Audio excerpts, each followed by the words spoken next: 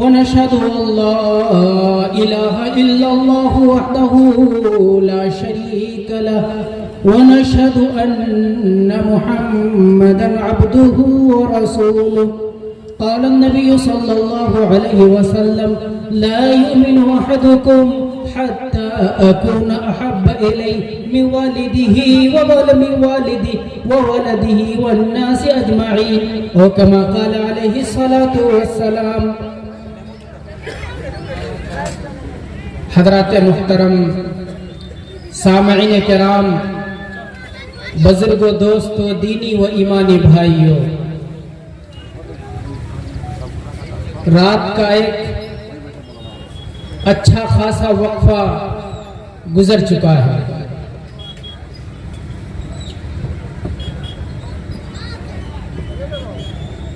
کچھ باتیں ہمیں عرض کرنی ہے اور زیادہ دیر نہیں، اس لیے سب سے پہلے آپ لوگ اپنا سننے کا موڈ بنا لیجئے۔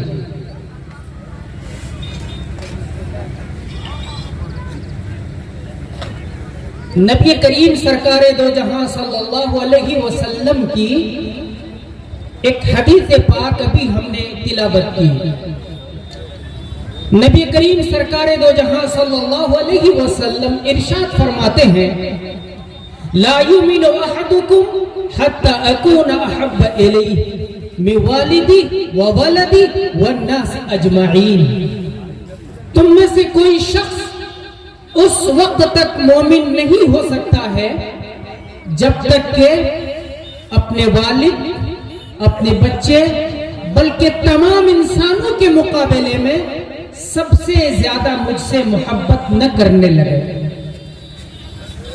اللہ کے رسول پیارے نبی تاجدار بطحا امام الانبیاء صلی اللہ علیہ وسلم حضرات صحابہ کرام کی معیت میں ایک جگہ جا رہے ہیں۔ حضرت عمر فاروق رضی اللہ تعالیٰ عنہ کے ہاتھ کو آپ پکڑ کر کے ہیں، حدیث پاک میں یہ لفظ آتا ہے وَهُوَ آخِذٌ بِيَدِ عمر بن خطاب رضی اللہ تعالیٰ عنہ۔ حضرت عمر فاروق رضی اللہ تعالیٰ عنہ کے ہاتھ کو پکڑ کر آپ صلی اللہ علیہ وسلم جا رہے ہیں۔ حضرت عمر فاروق بڑی محبت کا اظہار کرتے ہوئے کہتے ہیں اے اللہ کے رسول پیارے نبی محمد مصطفیٰ صلی اللہ علیہ وسلم، آپ ہمیں بہت زیادہ محبوب ہیں، ہمیں آپ سے بڑی محبت ہے، مگر اپنی جان اس سے زیادہ محبوب ہے، اپنی جان کے علاوہ ہمیں آپ سے بہت زیادہ محبت ہے۔ آپ صلی اللہ علیہ وسلم حضرت عمر فاروق کی طرف دیکھتے اور کہتے ہیں اے عمر فاروق، اس وقت تک کوئی مومن نہیں ہو سکتا جب تک کہ اپنی جان کے مقابلے میں بھی ہم سے محبت نہ کرے۔ حضرت عمر فاروق رضی اللہ تعالیٰ عنہ جب اس بات کو سنتے ہیں تو کہتے ہیں اے اللہ کے رسول، آپ ہماری جان کے مقابلے میں بھی آپ ہمیں زیادہ محبوب ہیں۔ اس کے بعد آپ صلی اللہ علیہ وسلم اعلان کرتے ہیں الآن یا عمر، اے عمر اب ایمان مکمل ہو گیا۔ حضرت انس، حضرت عائشہ صدیقہ رضی اللہ تعالی عنہا کہتی ہے نبی کریم سرکار دو جہاں صلی اللہ علیہ وسلم کے پاس ایک صحابی رسول حضرت ثوبان آتے ہیں، چہرے میں عجب سے گھبراہٹ ہے، بے چینی ہے۔ وہ کہتے ہیں اے اللہ کے رسول پیارے نبی تاجدار بطحا امام الانبیاء صلی اللہ علیہ وسلم، آپ ہمیں بہت زیادہ محبوب ہیں، لیکن جب گھر جاتے ہیں آپ کی محبت ستاتی ہے، آپ کی بے قراری ہمیں آپ تک کھینچ لاتی ہے، آپ کی زیارت کرتے ہیں اور زیارت کے بعد ہمارے چہرے کو سکون ہوتا ہے، ہمارے دل کو سکون ملتا ہے۔ لیکن آج ہمیں خیال آیا کہ جب ہماری موت ہو جائے گی، آپ کی بھی رحلت ہو جائے گی، آپ بھی دنیا سے رخصت ہو جائیں گے، ہم بھی دنیا سے رخصت ہو جائیں گے، آپ کا مرتبہ بلند ہوگا، نبیوں کے ساتھ ہوگا، بڑا اونچا مقام ہوگا۔ ہم تو بڑے، اگر کسی نہ کسی طرح سے اللہ کی رحمت سے ہم جنت میں پہنچ بھی گئے تو ہمارا مرتبہ بہت نیچے ہوگا، وہاں ہم ترستے ہوں گے آپ کے دیدار کے لیے، آپ کی زیارت کے لیے، لیکن آپ کی زیارت کہاں نصیب ہوگی؟ حضرت عائشہ صدیقہ کہتی ہے کہ یہ صحابہ رسول نے ابھی بات کو مکمل بھی نہیں کیا تھا، تاجدار بتا امام الانبیاء صلی اللہ علیہ وسلم اس کے حسین جذبات، محبت کے جذبات کی طرف ابھی ٹکٹکی باندھ کر دیکھ رہے تھے کہ آسمان سے حضرت جبرائیل آتے ہیں اور جبرائیل کہتے ہیں کہ سن لو، اللہ تبارک و تعالی کی طرف سے یہ خوشخبری ہے کہ جب تمہیں نبی سے محبت ہوگی، جب تمہیں محمد مصطفیٰ صلی اللہ علیہ وسلم سے محبت ہوگی تو پھر اللہ تبارک و تعالی اس کے اس صدمے سے بھی اللہ تمہیں محروم نہیں کرے گا، اور تم نبیوں کے ساتھ ہوگے، تم اپنے محبوب محمد مصطفیٰ صلی اللہ علیہ وسلم کے ساتھ ہوگے۔ وہ کیسے لوگ تھے جنہوں نے آپ صلی اللہ علیہ وسلم کی محبت اور بے محبت کے لیے، الفت کے لیے اپنے آپ کو قربان کر دیا۔ حضرت عبیدہ بن الجراح رضی اللہ تعالیٰ عنہ بڑے جلیل القدر صحابی رسول ہیں۔ غزوہ بدر کا موقع ہے، اسلام اور کفر کا مقابلہ ہو رہا ہے، ایک طرف مسلمان ہیں، دوسری طرف کفر ہے، ایک طرف باپ ہے کفار کی طرف سے اور بیٹا حضرت عبیدہ بن الجراح، ابو عبیدہ بن الجراح رضی اللہ تعالیٰ عنہ مسلمانوں کی طرف سے ہے۔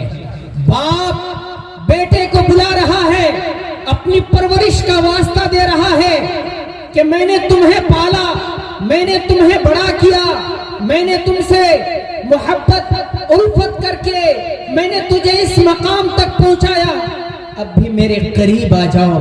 بیٹا کہتا ہے دامن محمد میں پناہ لے لیا، نبی کریم سرکار دو جہاں صلی اللہ علیہ وسلم کے جامع محبت میں ہم سیراب ہو گئے، اب ہم تمہاری طرف نہیں جا سکتے۔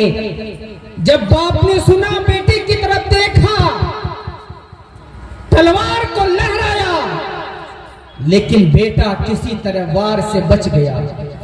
بیٹا پہلے یہ چاہا کہ میرے نبی کی محبت کے مقابلے میں دیوار بن کر باپ نہ آئے، لیکن جب باپ بار بار تلوار کو لہراتا رہا، بیٹا میدان میں آ گیا اور باپ سے کہا کہ ابا جان، نبی کے مقابلے میں نبی کے دشمنوں کا وہی مقام ہوگا، میں اس وقت یہ بھول جاؤں گا کہ آپ میرے باپ ہیں، اور ایک ہی بار میں اپنے باپ کے سر کو بدن سے جدا کر دیا۔ یہ کون سی چیز تھی؟ یہ ہے محبت رسول، یہ ہے الفت رسول۔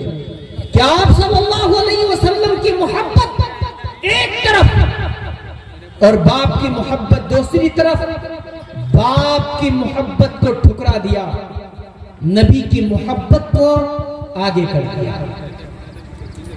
یہی نہیں، حضرت زید بن حارثہ رضی اللہ تعالیٰ عنہ بڑے جلیل القدر صحابی رسول ہیں۔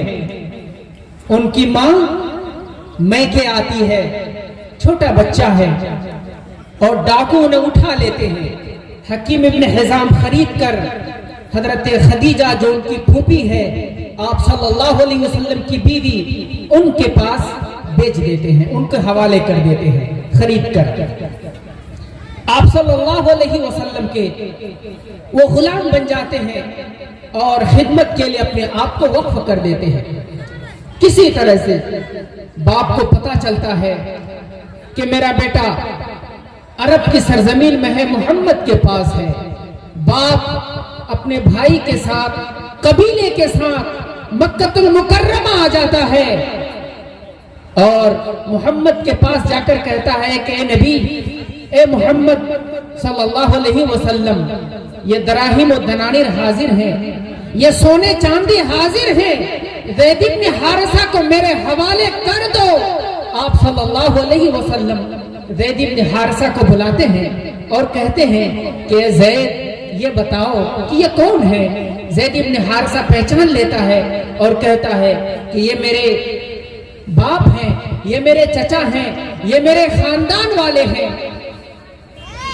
یہ لوگ کہتے ہیں کہ اے نبی مجھے حوالے کر دیجئے، ہم اپنا قبیلے میں لے جانا چاہتے ہیں۔